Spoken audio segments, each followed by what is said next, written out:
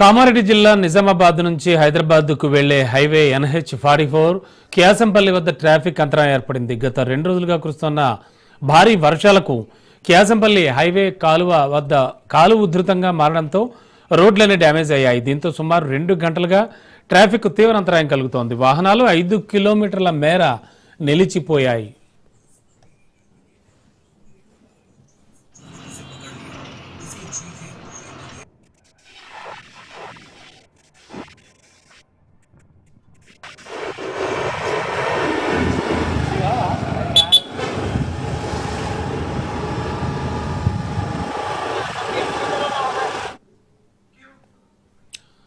కామారెడ్డి జిల్లా నిజామాబాద్ నుంచి హైదరాబాద్కు వెళ్లే హైవే NH-44 క్యాసంపల్లి వద్ద ట్రాఫిక్ అంతరాయం ఏర్పడింది. గత 2 రోజులుగా కురుస్తున్న భారీ వర్షానికి క్యాసంపల్లిపై కాలువ ఉధృతంగా మారడంతో రోడ్డు డ్యామేజ్ అయింది. దీంతో సుమారు 2 గంటలుగా ట్రాఫిక్ అంతరాయం కలిగింది. వాహనాలు 5 కిలోమీటర్ల పొడవున నిలిచిపోయాయి.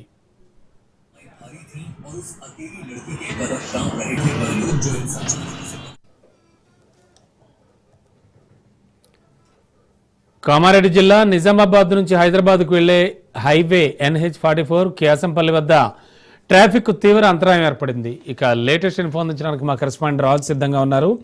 రాజు, కామారెడ్డి హైదరాబాద్ హైవే చాలా ఘోరమైన సిచ్యువేషన్లో ఉందంటున్నారు. అండ్ ఇటీవల కురిసిన భారీ వర్షాలకి చాలా సిచ్యువేషన్ బ్యాడ్ అంటున్నారు. ఏం జరుగుతోంది, ప్రస్తుతం సిచ్యువేషన్ ఏంటి?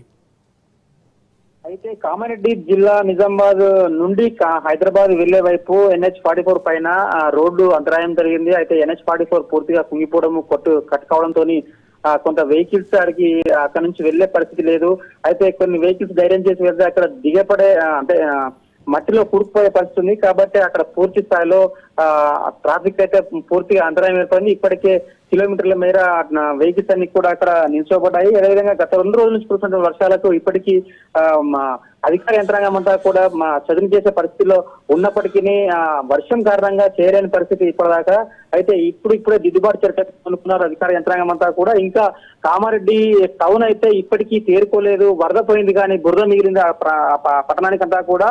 ఇప్పటికే అటు అశోక్ నగర్, విద్యానగర్, కల్కి నగర్, తర్వాత కల్కి నగర్, పంచముఖ హనుమాన్ నగర్, గురు రాఘవేంద్ర కాలనీ, జిఆర్ కాలనీలో ఇప్పటికీ కొద్దిగా వరద పోతుంది. అయితే జిఆర్ కాలనీలో ఇంకా జిఆర్ కాలనీ వాసులంతా కూడా పునరావాసం కేంద్రంలో ఉన్నారు.